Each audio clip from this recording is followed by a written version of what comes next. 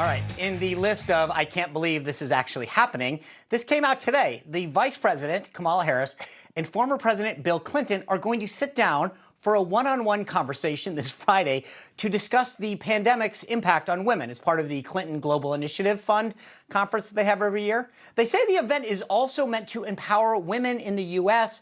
and around the world. There's a lot of wrong with this, but here's my quick take. I put this out on Twitter. Who, if anyone, vetted this? You have a former president who was accused of misusing his power to have a sexual relationship with an intern and was then impeached for lying about it. Some might argue that he wasn't worried about empowering women then.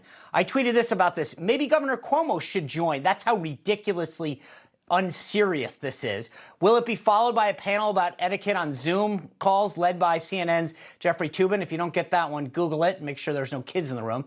My big question is, who, if anyone, actually vetted this at the White House? Well, to discuss, let's bring in our company, commentary editor for the Washington Times, Kelly Sadler, and editor-in-chief of the National Memo, Joe Conason. Thanks to you both for joining us.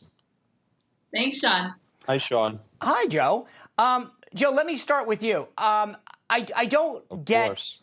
Well, I can go to Kelly, but I just here's the thing that there's when you're in the White House or in a campaign or that somebody would think through this and say, you know, this probably isn't the right forum to have the vice president who's been very outspoken on issues like this to sit down with a former president who was accused of some not so good things when it came to women. I mean, am I wrong in this? I don't know if you're wrong, Sean. I'm sure there are going to be some people who respond in that sort of knee-jerk way that you did. But on the other hand, if you look at everything that Clinton did, aside from his affair with somebody who was not an intern at the time, and we go into what was wrong with your description. But the point is that was wrong. He admitted that was wrong. He apologized to the country. He was impeached.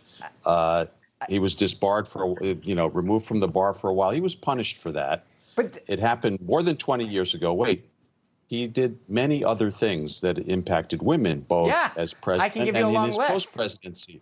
You could start with, appointing Justice Ginsburg. Do you think that matters more or less than what happened with Monica Lewinsky? But here's my thing. It's not just Monica Lewinsky. It's Juanita Broaddrick. I mean, there is a list.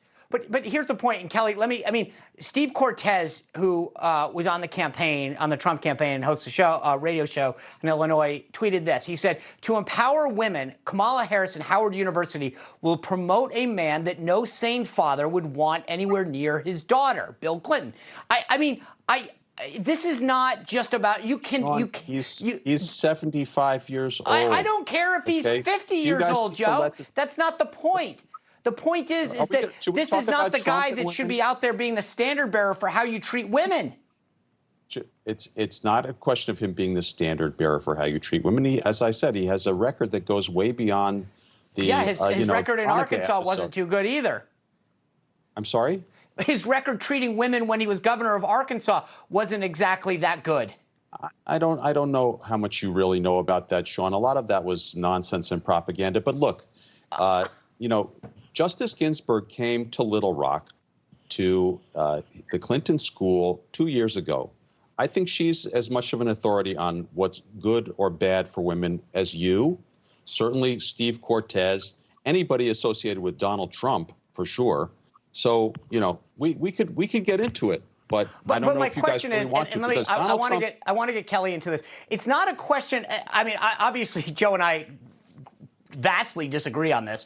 But I guess my point is, Kelly, if you're in the White House and you see this come up as a request, do you go, hey, that's not a bad idea? We're probably not going to get any flack for that? No, absolutely not. It's a red flag. I mean, I don't understand why Chelsea Clinton wouldn't conduct the interview with Kamala Harris. I mean, that seems like an easy fix, his daughter.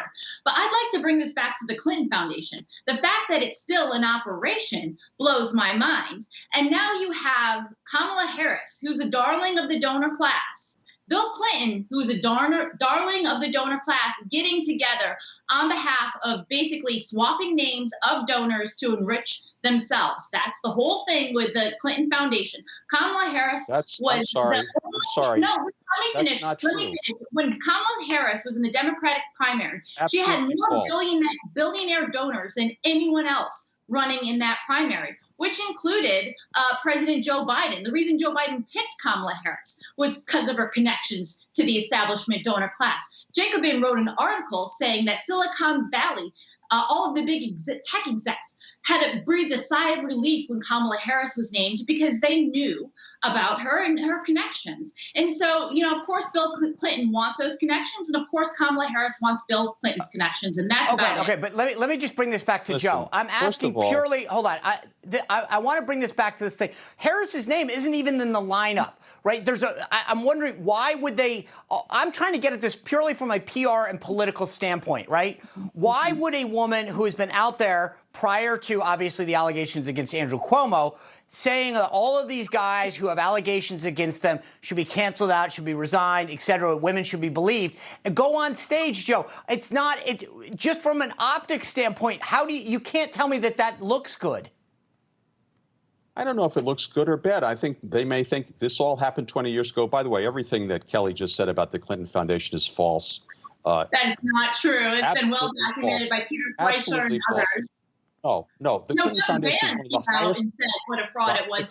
Listen, Kelly, I wrote a book about it. I'll send it to you. You can educate yourself about it. But what you said is not true. So maybe I'll send you Peter Schweizer's book and you can the bottom line is, guys, this is not a segment about the Clinton Foundation or whether or not it should be in existence. The bottom line is, frankly, I didn't think there'd be any disagreement on this. The bottom line, in my opinion, is you don't have an event like this from the sitting vice president and think that you're not going to get blowback and that the optics aren't going to look horrendous. I've got to be honest, Sean. I think they may not care that much what you think. I don't think they do. It's like, Great. Or what but I don't think that you can go out there and preach about how much you care about women and that women should be listened to when they make accusations against the guy who's had multiple allegations, Joe. Working on women's empowerment. They have a long record of working on women's empowerment. So does Kamala Harris. And, frankly, she's the vice president, rose up from nowhere to do that. I think she probably has a pretty good idea of what is and isn't good for her image. Okay. The topic of conversation is worthy of discussion. Women empowerment, how they're impacted by COVID, but the optics are just all wrong and they're hijacking. Yeah, I actually thought there'd be more agreement on the optics issue piece of this, but we got into a whole bunch of the Clinton Global Initiative fun that I didn't expect to go. Thank you both for being here for a very robust conversation.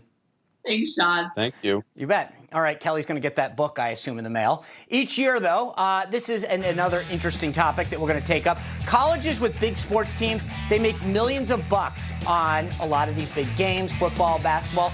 But here's the thing, the athletes don't get a cut. Should they? Well, we're going to talk about that when we return.